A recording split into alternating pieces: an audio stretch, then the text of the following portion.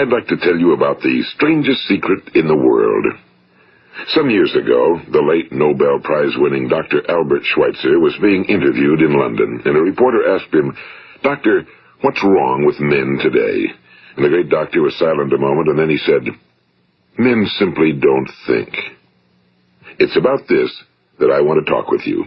We live today in a golden age. This is an era that man has looked forward to, dreamed of, and worked toward for thousands of years. But since it's here, we pretty well take it for granted. We in America are particularly fortunate to live in the richest land that ever existed on the face of the earth, a land of abundant opportunity for everyone. But do you know what happens? Well, let's take 100 men who start even at the age of 25. Do you have any idea what will happen to those men by the time they're 65? These 100 men who all start even at the age of 25 believe they're going to be successful. If you asked any one of these men if he wanted to be a success, he'd tell you he did. And you'd notice that he was eager toward life, that there was a certain sparkle to his eye, an erectness to his carriage, and life seemed like a pretty interesting adventure to him. But by the time they're 65, 1 will be rich. 4 will be financially independent. 5 will still be working. 54 will be broke. Now think a moment. Out of the 100, only 5 make the grade. Now why do so many fail?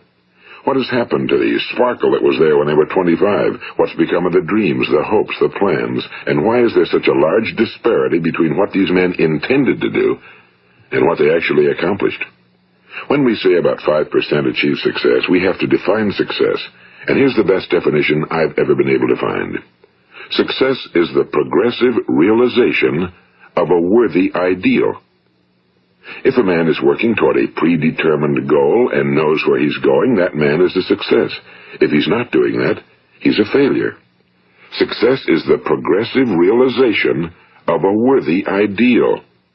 Rollo May, the distinguished psychiatrist, wrote a wonderful book called Man's Search for Himself. And in this book he says, the opposite of courage in our society is not cowardice.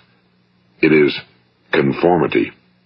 And there you have the trouble today. It's conformity, people acting like everyone else without knowing why, without knowing where they're going. Now think of it. In America right now, there are over 18 million people 65 years of age and older. And most of them are broke. They're dependent on someone else for life's necessities.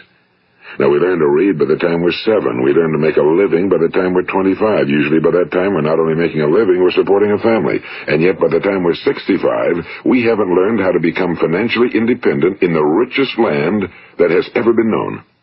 Why? We conform. And the trouble is that we're acting like the wrong percentage group, the 95 who don't succeed.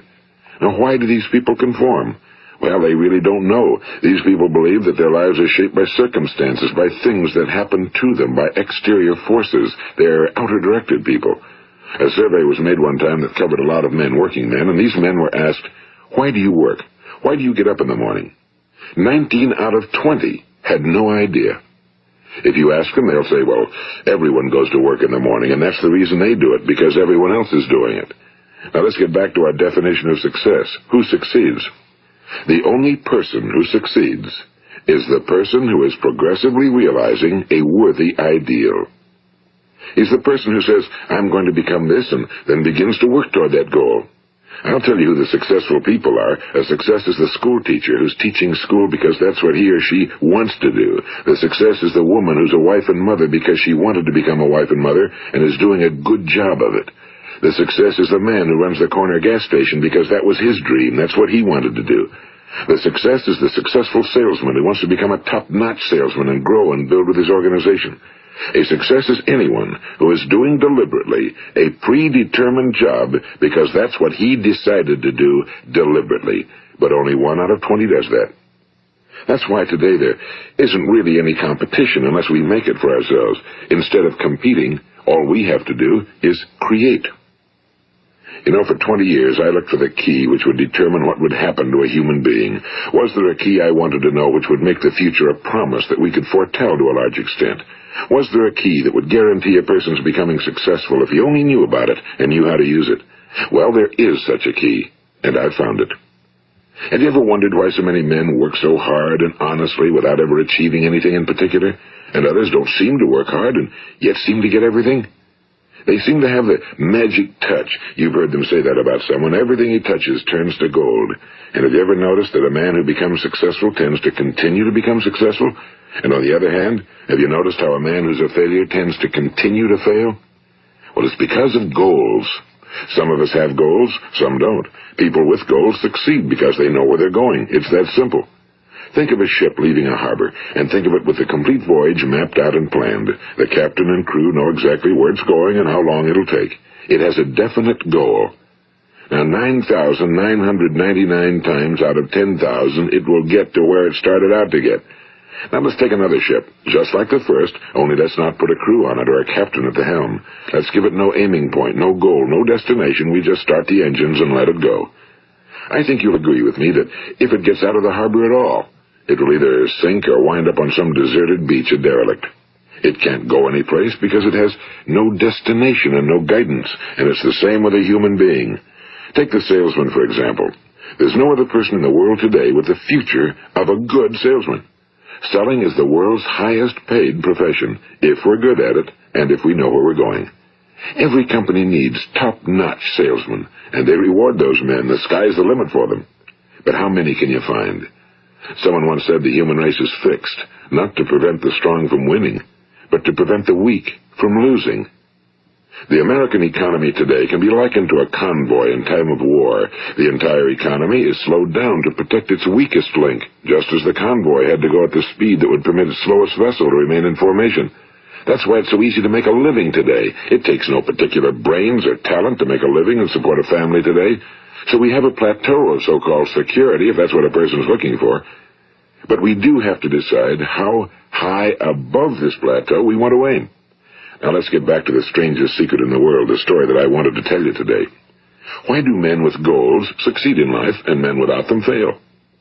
Well, let me tell you something which, if you really understand it, will alter your life immediately. If you understand completely what I'm going to tell you from this moment on, your life will never be the same again. You will suddenly find that good luck just seems to be attracted to you. The things you want just seem to fall in line, and from now on you won't have the problems, the worries, the gnawing lump of anxiety that perhaps you've experienced before. Doubt, fear, well, they'll be things of the past. Here's the key to success and the key to failure. We become what we think about. Throughout all history, the great wise men and teachers, philosophers and prophets have disagreed with one another on many different things. It's only on this one point that they are in complete and unanimous agreement. Listen to what Marcus Aurelius, the great Roman emperor, said. A man's life is what his thoughts make of it. Disraeli said this, everything comes if a man will only wait. I've brought myself by long meditation to the conviction that a human being with a settled purpose must accomplish it, and that nothing can resist a will that will stake even existence for its fulfillment. Ralph Waldo Emerson said this, a man is what he thinks about all day long. William James said, the greatest discovery of my generation is that human beings can alter their lives by altering their attitudes of mind. And he also said, we need only in cold blood act as if the thing in question were real, and it will become infallibly real by growing into such a connection with our life that it will become real. It will become so knit with habit and emotion that our interest in it will be those which characterize belief. And he also said, if you only care enough for a result, you will almost certainly attain it. If you wish to be rich, you will be rich. If you wish to be learned, you will be learned. If you wish to be good, you will be good. Only you must then really wish these things and wish them exclusively, and not wish at the same time 100 other incompatible things just as strongly. In the Bible, you read in Mark 9:23, if thou canst believe, all things are possible to him that believeth. My old friend Dr. Norman Vincent Peale put it this way, this is one of the greatest laws in the universe. Fervently do I wish I had discovered it as a very young man. It dawned upon me much later in life, and I found it to be one of the greatest, if not my greatest discovery outside of my relationship to God. The great law, briefly and simply stated, is that if you think in negative terms, you will get negative results. If you think in positive terms, you will achieve positive results.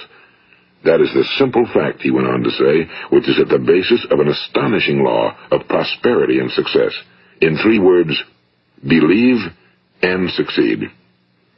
William Shakespeare put it this way: "Our doubts are traitors and make us lose the good we oft might win by fearing to attempt." George Bernard Shaw said, "People are always blaming their circumstances for what they are. I don't believe in circumstances. The people who get on in this world are the people who get up and look for the circumstances they want, and if they can't find them, make them." Well, it's pretty apparent, isn't it? And every person who discovered this for a while believed that he was the first one to work it out. We become what we think about. Now, it stands to reason that a person who's thinking about a concrete and worthwhile goal is going to reach it, because that's what he's thinking about, and we become what we think about. Conversely, the man who has no goal, who doesn't know where he's going, and whose thoughts must therefore be thoughts of confusion and anxiety and fear and worry, becomes what he thinks about. His life becomes one of frustration and fear and anxiety and worry. And if he thinks about nothing, he becomes nothing. Now, how does it work? Why do we become what we think about? Well, I'll tell you how it works as far as we know. Now, to do this, I want to tell you about a situation that parallels the human mind. Suppose a farmer has some land, and it's good fertile land. Now, the land gives the farmer a choice. He may plant in that land whatever he chooses. The land doesn't care. It's up to the farmer to make the decision. Now, remember, we're comparing the human mind with the land because the mind, like the land, doesn't care what you plant in it. It will return what you plant, but it doesn't care what you plant. Now, let's say that the farmer has two seeds in his hand. One is a seed of corn. The other is nightshade, a deadly poison. He digs two little holes in the earth, and he plants both seeds, one corn, the other nightshade. He covers up the holes, waters, and takes care of the land, and what will happen? Invariably, the land will return what's planted. As it's written in the Bible, "As ye sow, so shall ye reap." Now remember, the land doesn't care. It'll return poison in just as wonderful abundance as it will corn. So up come the two plants, one corn, one poison. Now, the human mind is far more fertile, far more incredible and mysterious than the land, but it works the same way. It doesn't care what we plant. Success, failure. A concrete, worthwhile goal, or confusion. Misunderstanding, fear, anxiety, and so on. But what we plant, it must return to us. You see, the human mind is the last great unexplored continent on Earth. It contains riches beyond our wildest dreams. It will return anything we want to plant. Now, you might say, well, if that's true, why don't people use their minds more? Well, I think they figured out an answer to that one, too. Our mind comes as standard equipment at birth. It's free, and things that are given to us for nothing we place little value on. Things that we pay money for, we value. The paradox is that exactly the reverse is true. Everything that's really worthwhile in life came to us free. Our minds, our souls, our bodies, our hopes, our dreams, our ambitions, our intelligence, our love of family and children and friends and country, all these priceless possessions are free. But the things that cost us money are actually very cheap and can be replaced at any time. A good man can be completely wiped out and make another fortune. He can do that several times.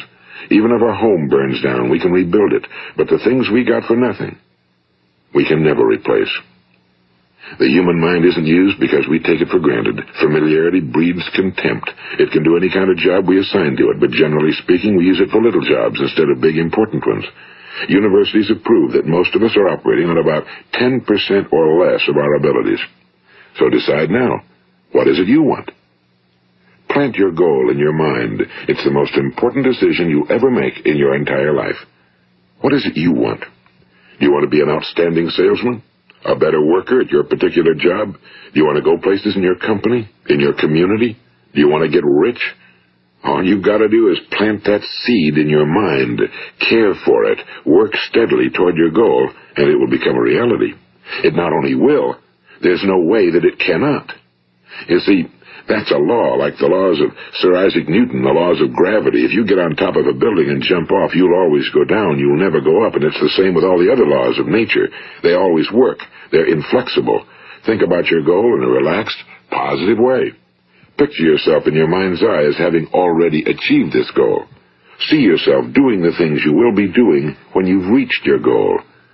Ours has been called the Phenobarbital Age, the age of ulcers and nervous breakdowns and tranquilizers, at a time when medical research has raised us to a new plateau of good health and longevity. Far too many of us worry ourselves into an early grave trying to cope with things in our own little personal ways without learning a few great laws that will take care of everything for us. These things we bring on ourselves through our habitual way of thinking. Every one of us is the sum total of his own thoughts. He is where he is because that's exactly where he really wants to be, whether he'll admit that or not. Each of us must live off the fruit of his thoughts in the future, because what you think today and tomorrow, next month and next year, will mold your life and determine your future. You're guided by your mind.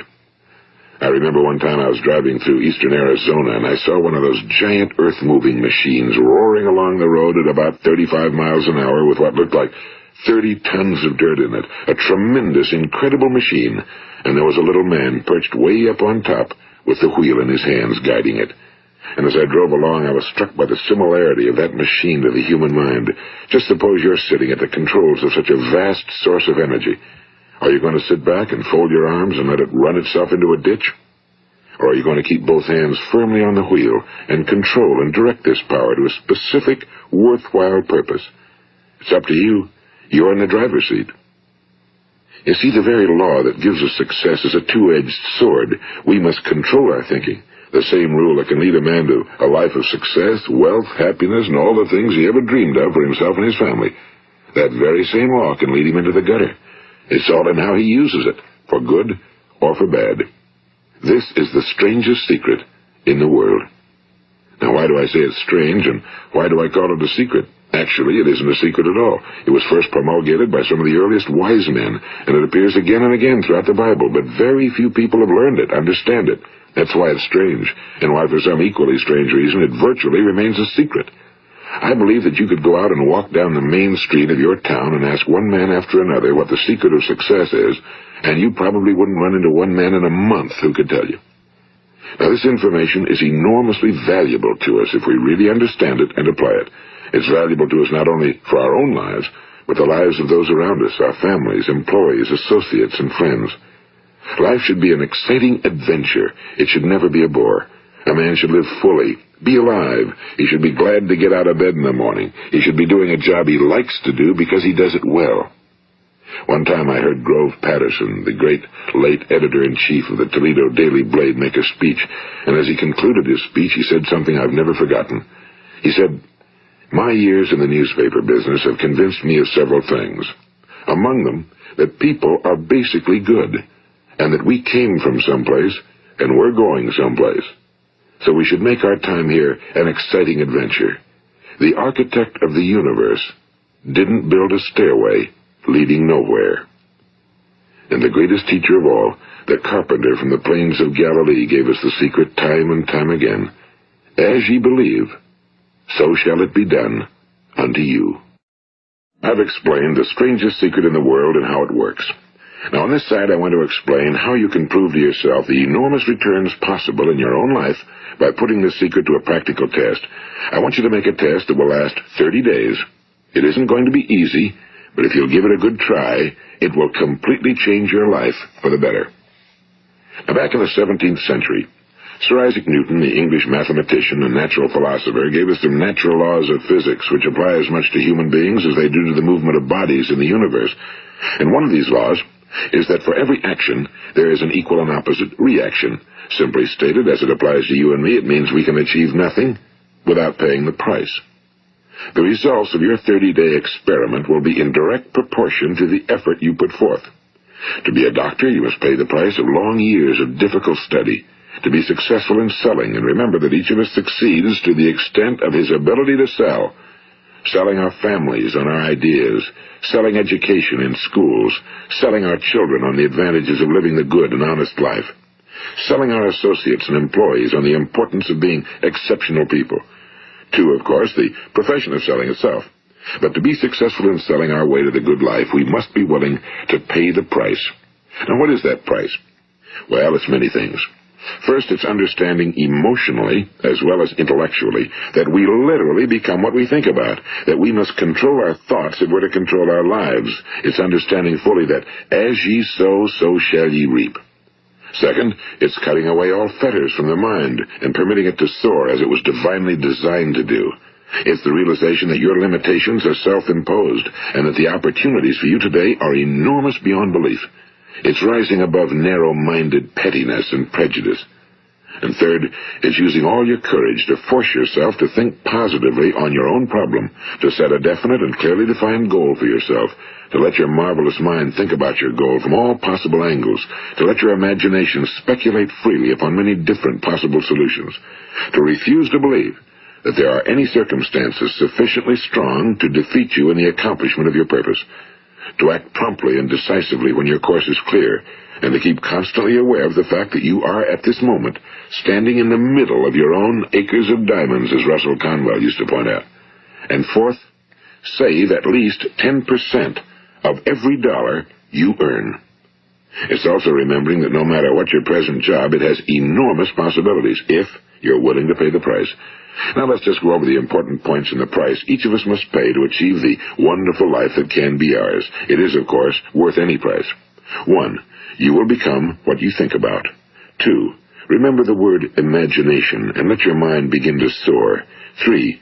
Courage. Concentrate on your goal every day. 4. Save 10% of what you earn. And 5. Action. Ideas are worthless unless we act on them. Now I'll try to outline the 30-day test I want you to make. Keep in mind that you have nothing to lose by making this test and everything you could possibly want to gain. There are two things that may be said of everyone. Each of us wants something, and each of us is afraid of something. I want you to write on a card what it is you want more than anything else. It may be more money. Perhaps you'd like to double your income or make a specific amount of money. It may be a beautiful home. It may be success at your job. It may be a particular position in life. It could be a more harmonious family. Each of us wants something. Now write down on your card specifically what it is you want. Make sure it's a single goal and clearly defined. You needn't show it to anyone, but carry it with you so that you can look at it several times a day. Think about it in a cheerful, relaxed, positive way each morning when you get up, and immediately you have something to work for, something to get out of bed for, something to live for. Look at it every chance you get during the day and just before going to bed at night. And as you look at it, remember that you must become what you think about, and since you're thinking about your goal, you realize that soon it will be yours. In fact, it's yours really the moment you write it down and begin to think about it. Look at the abundance all around you as you go about your daily business. You have as much right to this abundance as any other living creature. It's yours for the asking. Now we come to the difficult part. Difficult because it means the formation of what is probably a brand new habit, and new habits are not easily formed. Once formed, however, it will follow you for the rest of your life. Stop thinking about what it is you fear. Each time a fearful or negative thought comes into your consciousness, replace it with a mental picture of your positive and worthwhile goal. And there will come times when you'll feel like giving up.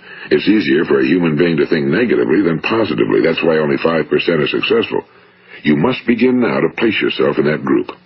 For 30 days, you must take control of your mind. It will think about only what you permit it to think about. Each day for this 30-day test, do more than you have to do.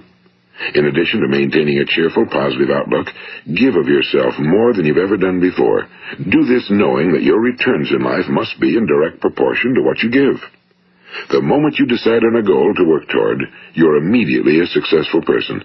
You are then in that rare and successful category of people who know where they're going. Out of every 100 people, you belong to the top 5.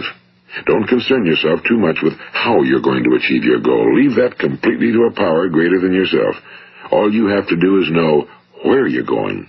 The answers will come to you of their own accord and at the right time. Remember these words from the Sermon on the Mount, and remember them well. Keep them constantly before you this month of your test. Ask, and it shall be given you. Seek, and ye shall find. Knock, and it shall be opened unto you.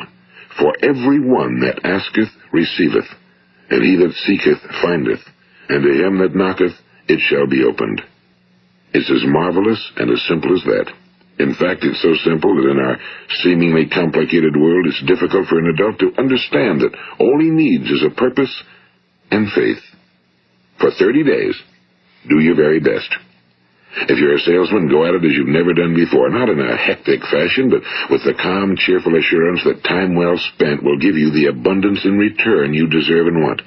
If you're a homemaker, devote your 30-day test to completely giving of yourself without thinking about receiving anything in return, and you'll be amazed at the difference it makes in your life. No matter what your job, do it as you've never done it before for 30 days. And if you've kept your goal before you every day, You'll wonder and marvel at this new life you've found. Dorothea Brand, the outstanding editor and writer, discovered it for herself and tells about it in her fine book, Wake Up and Live. Her entire philosophy is reduced to the words, act as though it were impossible to fail. She made her own test with sincerity and faith, and her entire life was changed to one of overwhelming success. Now, you make your test for 30 full days. Don't start your test until you've made up your mind to stick with it.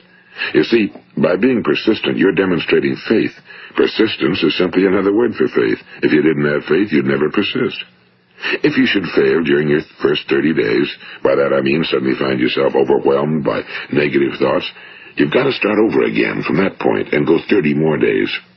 Gradually, your new habit will form until you find yourself one of that wonderful minority to whom virtually nothing is impossible.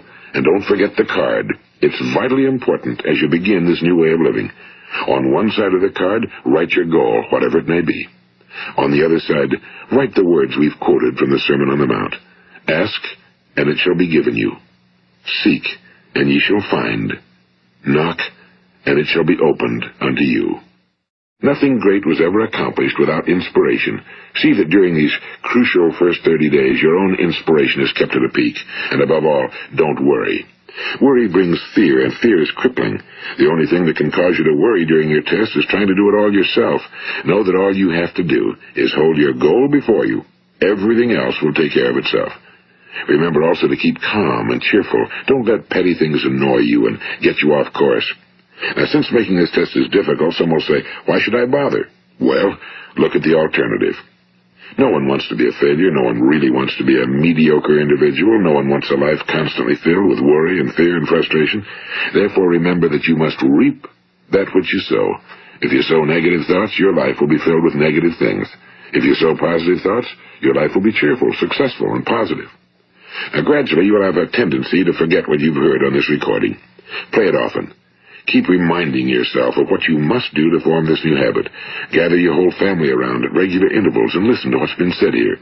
You know, most men will tell you that they want to make money without understanding the law. The only people who make money work in a mint. The rest of us must earn money. This is what causes those who keep looking for something for nothing or a free ride to fail in life. The only way to earn money is by providing people with services or products which are needed and useful. We exchange our time and our product or service for the other man's money. Therefore, the law is that our financial return will be in direct proportion to our service. Now, success is not the result of making money. Making money is the result of success, and success is in direct proportion to our service. Most people have this law backwards. They believe that you're successful if you earn a lot of money. The truth is that you can only earn money after you're successful. It's like the story of the man who sat in front of the stove and said to it, give me heat, and then I'll add the wood. How many men and women do you know, or do you suppose there are today, who take the same attitude toward life? There are millions. We've got to put the fuel in before we can expect heat. Likewise, we've got to be of service first before we can expect money. Don't concern yourself with the money. Be of service, build, work, dream, create. Do this, and you'll find there's no limit to the prosperity and abundance that will come to you. Prosperity, you know, is founded upon a law of mutual exchange. Any person who contributes to prosperity must prosper in turn himself.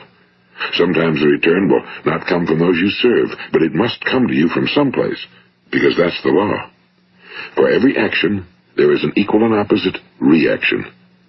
As you go daily through your 30-day test period, remember that your success will always be measured by the quality and quantity of service you render, and money is a yardstick for measuring this service. No man can get rich himself unless he enriches others. Now, there are no exceptions to a law. You can drive down any street in America and from your car estimate the service that's being rendered by the people living on that street. Had you ever thought of this yardstick before? It's interesting.